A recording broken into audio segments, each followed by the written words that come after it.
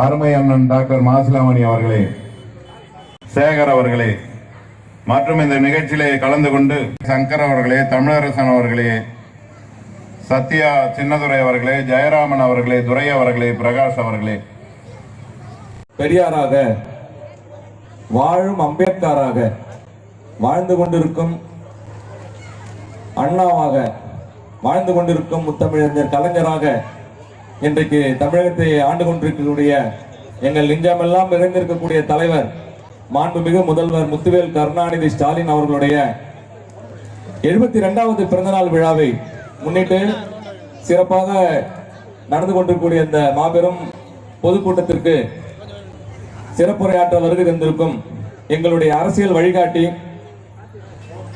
மாண்புமிகு முன்னாள் அமைச்சர், செஞ்சி சட்டமன்ற உறுப்பினர், மாவட்ட கழக செயலாளர், அந்த அரசு பள்ளி மாணவிக்கு பேருந்து வசதி கிடையாது. இப்போ உங்க மகளிர் தான் அதிகமா வந்துருங்க. நான் எதிர்பார்க்கவே இல்லை, யார்கிட்டையும் சொல்லவே இல்லை. போன முறை எல்லா ஊர்ல வந்திருந்தாங்க, ஒரு 1000 பேர் போன முறை வந்திருந்தாங்க. இந்த முறை யாரையுமே கூப்பிடல. ஒரு பயம், கூட்டம் அதிகமாகி சேர் பத்தலைன்னு. சத்தியமா சொல்றேன், இந்த முறையும் சேர் பத்தல. 1000 பேருக்கு மேல வந்துருக்கீங்க. இப்ப என்னன்னா இது எப்படி சமாளிக்க போறேன்னே தெரியல. மகளிர் மாண்புமிகு தளபதியார் அவர்கள் மேல அவ்வளவு பாசமா இருக்கீங்க. தளபதி அவர்களுக்கு 72வது பிறந்தநாள் விழா.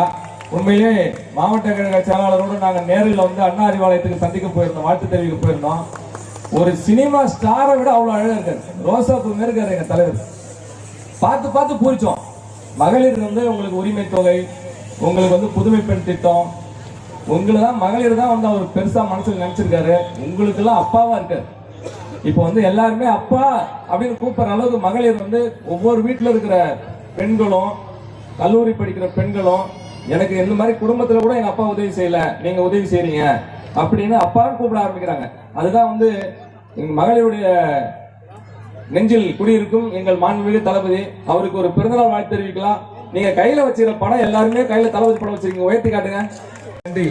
எங்கள் தளபதி நீடுமொழி பல்லாண்டு காலம் வாழ்வார். மக்கள் மனதில் இடம் பெற்றுட்டார், பல்லாண்டு காலம் வாழ்வார். அப்புறம் உங்களுக்கு எல்லாம் கொடுக்கறதுக்கு ஏற்பாடு பண்ணிருக்கிறோம். அதை யாரும் ஒருத்தர் முண்டி அடிக்காம, போட்டி போடாம பொறுமையோட வளர்ச்சி அடைய வைக்கணும். இந்த பள்ளிக்கு என்னென்ன செய்யணும், அன்றாட உழைச்சிட்டு இருக்கோம், ஊருக்காக உழைச்சிட்டு இருக்கிறோம். இப்ப பாத்தீங்கன்னா சிமெண்ட் ரோடு ஒரு மாசம் வேலை செஞ்சுட்டு ஊர்ல எல்லா மகளிரும் பாத்தீங்கன்னா, முக்கியமா இப்ப நீங்க செய்யற வேலை பாத்தீங்கன்னா துணி துவைக்கிறீங்க. மதிய நேரத்துல பாத்தீங்கன்னா எல்லாரும் துணி துவைக்கிறாங்க. இப்ப அந்த கஷ்டத்தை போகணும்னு சொல்லிட்டு ஒரு சுகாதார வளாகம் ஒண்ணு ஏற்படுத்தி, அதுக்கு ஒரு பணியாளரை போட்டு, ஒரு வாஷிங் மிஷின் 2 மிஷின் வாங்கி கொடுத்து அவரை துணி துவைச்சு கொடுக்க சொல்லலாம் அப்படின்னு ரெடி பண்ணிருக்கிறோம். அந்த வாஷிங் மிஷினை நம்ம அமைச்சர் ஐயா கையால வழங்கி, ஒரு அயன் பாக்ஸ், ஒரு வாஷிங் மிஷின், ஒரு வாஷிங் மிஷினுக்கான ஒரு ஆள் இந்த கிராமத்திற்கு நாம நியமனம் பண்ணி, நம்ம வீட்டுல இருந்து எடுத்து போய் துணியை கொடுத்தோம்னா அவரு துவைச்சு கொடுப்பாரு. அயன் பண்ணி கஞ்சி போட்டு மிடுக்கா போட்டு போற சட்டம் இல்ல. அன்றாடம் நீங்க மகளிர் உட்காந்து கையால குனிஞ்சு குனிஞ்சு துவைக்கிறீங்க. அதுக்கான ஒரு நலத்திட்ட உதவி ஐயா கையால வழங்கிட்டு இருக்கிறாங்க. அப்புறம் மேலும் பாத்தீங்கன்னா 2026 தேர்தல் நெருங்கிட்டு இருக்கு. உங்களுக்கு யார் நல்லது செய்வாங்கன்னு உங்களுக்கு நல்லா தெரியும். திராவிட முன்னேற்ற கழக ஆட்சி தான் மகளிருக்கும், பொதுமக்களுக்கும், நாட்டு மக்களுக்கும் வளர்ச்சிக்கு உதவுற, நல்லது செய்யற ஒரு கட்சி. அந்த கட்சிக்கு தான் நீங்க வாக்களிக்கணும். எந்த குழப்பமும் உங்களுக்கு கூடாது. மோடி அரசாங்கம் இப்ப பார்லிமெண்ட் தேர்தல், எம்பி தேர்தல் வந்தது, ஒட்டுமொத்தமா உங்க வாக்கு அளிச்சிங்க. 40 தொகுதியும் மோடி பிஜேபி தமிழ்நாட்டில் கால் ஊன்ற முடியாத அளவுக்கு வாஷ் அவுட். 40 தொகுதியும் திராவிட முன்னேற்ற கழகம் ஜெயிச்சு வென்றெடுத்தது. அதுக்காக உங்களுக்கு எல்லாம் நன்றி தெரிவிக்கிறேன். நீங்க அந்த அளவுக்கு திராவிட முன்னேற்ற கழக ஆட்சிக்கு, கூட்டணி ஆட்சிக்கு நீங்க ஆதரவு அளிச்சு 40 தொகுதியும் நல்ல ஆட்சி புரியறதுக்கு ஒரு வாய்ப்பு கொடுத்தீங்க. ஆனா வட இந்தியாவில் பாத்தீங்கன்னா அங்க மோடி நாடு வளர்ச்சி அடையாத நாடா இருக்கு. இந்திக்காரங்க என்ன வளர்ச்சி அடையல. அந்த நாட்டில் ஓட்டை பெற்று, அந்த நாட்டில் எம்பி சீட்டு பெற்று நம்ம ஜெயிச்சு நம்மளை ஆளக்கூடிய சூழ்நிலை உருவாயிடுச்சு. ஆனா 2026 நீங்க தளபதியை மீண்டும் தேர்ந்தெடுத்தீங்கன்னா நிச்சயமா மத்திய அரசாங்கத்தை எதிர்த்து போராடி நமக்கு தேவையான நிதியையும், நமக்கு தேவையான உதவிகளையும் பெற முடியும். நீங்க மாறி வாக்களிச்சீங்கன்னா நமக்கு ஆப்போசிட்டா தான் அவங்க செய்வாங்க. நம்முடைய தமிழ்நாட்டுடைய வளர்ச்சி அவங்க ஒருபோதும் ஏத்துக்கல. மத்திய அரசாங்கம் நமக்கு எந்த விதமான உதவியும் செய்யல. நம்மளுடைய கல்வி நிதி 2500 கூட நிறுத்தி வச்சிருக்காங்க. ஏன் 2000 கூட நிறுத்தி வச்சீங்கன்னு கேட்டீங்கன்னா, இந்திய நீங்க கத்துக்கினா நாங்க வந்து 2500 கோடி கொடுப்போம், இல்லைன்னா உங்களுக்கு படிக்கிறதுக்கு நாங்க நிதி கொடுக்க மாட்டோம்னு ஒரு மத்திய அமைச்சர் வந்து சொல்றாரு. அதை பிரைம் மினிஸ்டர் ஆமோதிக்கிறாரு. நம்ம வரி கட்டின பணம், நம்ம பணம் மத்திய அரசாங்கத்துக்கு போச்சு. அந்த பணத்தை திருப்பி கேட்டா உங்களுக்கு கொடுக்க மாட்டோம், நாங்க சொல்றதை நீங்க படிங்க அப்படி சொல்றாங்க. தேவையில்லாத மொழி ஹிந்தி. இப்ப தாய்மார்கள் கூட நீங்க நினைப்பீங்க ஹிந்தி ஒரு 3வது மொழி கத்துக்கினா என்னன்னு. ஆனா ஹிந்தி கத்துக்கலான்னு போனீங்கன்னா ஆங்கிலத்தை நம்ம இழக்க வேண்டியதா இருக்கும். ஆங்கில மொழி கத்துக்கணும்னா நம்ம எல்லாமே கான்வென்ட்டுக்கு அனுப்புறோம். எல்லாரும் பாத்தீங்கன்னா சாயந்தரம் பாத்தீங்கன்னா பிள்ளைங்களை வந்து வேன்ல ஏத்துறீங்க, அதுல ஏத்துறீங்க. என் புள்ள இங்கிலீஷ் மீடியம் படிக்கட்டும், என் புள்ள வந்து ஆங்கிலம் கத்துக்கிட்டோம், என் புள்ள வெளிநாட்டுக்கு போட்டோம், என் புள்ள வந்து அறிவு வளர்ச்சி அடையட்டும், நீங்க எல்லாம் ஆங்கிலத்தை கத்துக்கணும்னு எவ்வளவு முயற்சி பண்றீங்க.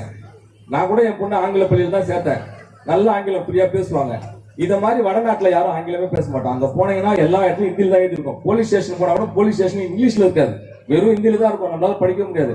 அவன் ஒரு மொழி இந்தியை தாண்டி அவன் இங்கிலீஷே படிக்கல. அவன் வந்து நம்மளுக்கு பாடம் நடத்துறான், நமக்கு 3வது ஒரு மொழியா இந்திய கத்துங்கன்னு. அவனுக்கு என்னன்னா இந்திய நம்ம தலையில கட்டணும், இவங்க நம்ம பேசுற பாஷை இவங்களும் பாசணும் அப்படிங்கிற ஒரு ஆதிக்க மனப்பான்மை. அதனால தயவு செய்து உங்களுடைய 2026 தேர்தலில் நீங்க தளபதிக்கு தான் வாக்களிக்கணும்னு நான் கூட கேட்டுக்கிறேன். இப்ப பாத்தீங்கன்னா நம்ம வீடு தமிழரசு கவுன்சில் கூட வந்திருக்காருங்க. ஒரு திட்டத்தை துவக்கி வச்சுட்டு வந்தேன்னு சொன்னாரு. என்ன திட்டமான்னு கேட்டேன். வாஷன் பக்வாடா. என்னடா பக்வாடான்னு சொல்றேன்னு கேட்டேன். வாஷன் பக்வாடான்னா என்னன்னு கேட்டா தெரியல, எனக்கும் தெரியல, அவருக்கும் தெரியல. என்ன திட்டம்னா தெரியலங்க. ஒரு அங்கன்வாடியில ஒரு திட்டம் வச்சிருந்தாங்க. அதுல பாத்தீங்கன்னா தமிழ்லயும் போஷன் பக்குவாடா எழுதிருக்காங்க. அதுக்கான தமிழ் விளக்கம் எழுதவே இல்லை. நேரடியா இந்திய நீங்க உங்க வாயால சொல்லுங்க. நீங்க இப்ப வந்து உங்க வாயில இந்திய நீங்க சொல்லி தமிழ்ல எழுதி நீங்க அந்த இந்திய எங்க வாயில சொல்லி கேளுங்க. ஆதிக்க மனப்பான்மையில பண்றான். எல்லா அரசு திட்டங்களும் பாத்தீங்கன்னா இந்தியில அப்படியே நேரடியா தமிழ்ல எழுதலாம். இப்ப நீங்க பாத்துருக்கலாம், குப்பை தொட்டில கூட பாத்தீங்கன்னா ஸ்வச் பாரத்னு எழுதியிருப்பான். ஸ்வச்ங்கிறது இந்திய மொழி. ஆனா நம்ம அந்த வாயில வந்து தூய்மைன்னு சொல்லாம, தூய்மைனா தமிழ், அது ஸ்வச்னா அது எழுதிருக்கான். அந்த எழுத்தையும் நீங்க வந்து இந்திய சொல்லுங்க அப்படின்னு உங்க மண்டையில இந்திய படிக்க மாட்டேங்கிறாங்க, இவன் தலையில ஏத்து அப்படின்னு ஒரு ஆதிக்க மனப்பான்மையில பண்றான் மத்திய அரசாங்கம். இந்த மத்திய அரசாங்கத்தை எதிர்த்து தன்னுடைய பிறந்த நாளையே மாண்புமிகு தளபதி அவர்கள் ஒரு போராட்ட களம் அறிவிச்சிருக்காரு. தமிழ்நாடு போராடும், தமிழ்நாடு வெல்லும், ஒரே இலக்கு தமிழ்நாடு போராடும், தமிழ்நாடு வெல்லும். என்னுடைய பிறந்த நாளுக்கு அந்த வாசகத்தை, போராட்ட வாசகத்தை அறிவிச்சு தன்னுடைய பிறந்த நாளையே வந்து தமிழகத்துக்காக போராடக்கூடிய ஒரு நாளாக அறிவிச்சு நமக்கு ஒரு எழுச்சியை ஊட்டின தலைவர் பல்லாண்டு கால வாழ வேண்டும் என்று கேட்டு என்னுடைய வாய்ப்பளித்ததுக்கு நன்றி கூறி விடைபெறுகிறேன். நன்றி, வணக்கம். மாவட்ட அவைத்தலைவர் டாக்டர் சேகர் அவர்கள் சிறப்புரையாற்றுவார்.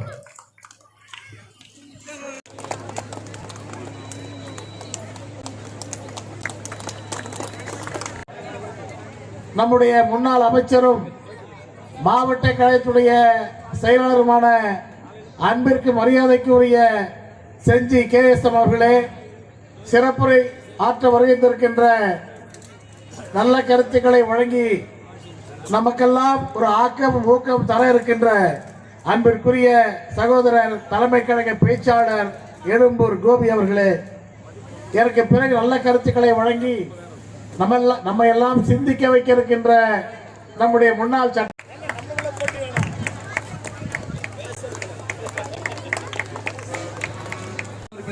கைத்தறி அறிவிக்கிறேன்.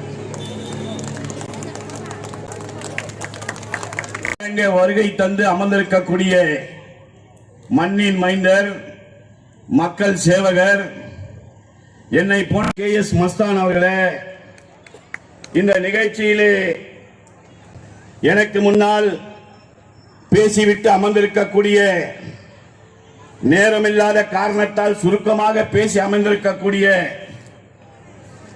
இந்த மயிலம் தொகுதியினுடைய சட்டமன்ற முன்னாள் உறுப்பினரும், அதற்கு காரணம் திராவிட மாடல் முதல்வர் எங்கள் அண்ணன் தளபதி முத்துவேல் கருணாநிதி ஸ்டாலின் அவருக்குத்தான் இன்றைக்கு பிறந்த நாள் விழா எடுத்துக் கொண்டிருக்கிறோம்.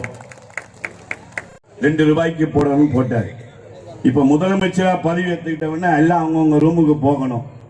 எங்க ஐயா ரூமுக்கு வந்துட்டார். அப்ப ஐயாவுக்கு ஓயே நான், எங்க ஐயாவுக்கு தெரியும் இந்த ஐயாவுக்கு. அப்ப என்ன பண்ணாங்க, தமிழ்நாடு முதல்வர் வாழ்கவே, வாழ்க வாழ்க வாழ்கவே, துணை முதல்வர் வாழ்கவே, வாழ்க வாழ்க வாழ்கவே, உதயநிதி வாழ்கவே, வாழ்க வாழ்க வாழ்கவே வாழ்க வாழ்க வாழ்கவே எங்கள் மாவட்ட கழக செயலாளர் ஐயா வாழ்கவே வாழ்கவே. இந்த வாழ்த்துக்கு நன்றி. கடல் அலைகள் ஓய்வதில்லை போல் கழக அரசின் சாதனைகளை விளக்குகின்ற கூட்டமாகும். இங்கே சிறப்பான முறையில் நடத்தி கொண்டிருக்கின்ற ஒன்றிய கழகத்தை வச்சு கொடுக்கறதுன்னு சபதம் எடுத்துனுக்கிறாரு தழுதாலி செழியன். நாளையிலிருந்து அவர் மற்ற வேலை பார்க்கறத விட ஊர்ல இருக்கிறவங்க துணி துவைச்சாச்சான்னு காலையிலேருந்து சாயங்காலம் வரைக்கும் பார்க்குற வேலை. எனவே இந்த ஊரை விட்டு வெளியே போகாத அளவிற்கு அவருடைய பணியை துவக்க இருக்கிறார்.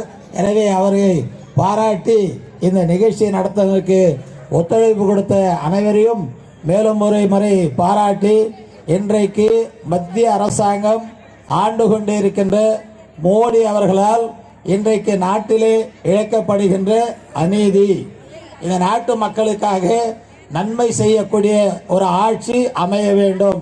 தமிழகத்தில் ஏழை எளிய மக்களுக்கு பல்வேறு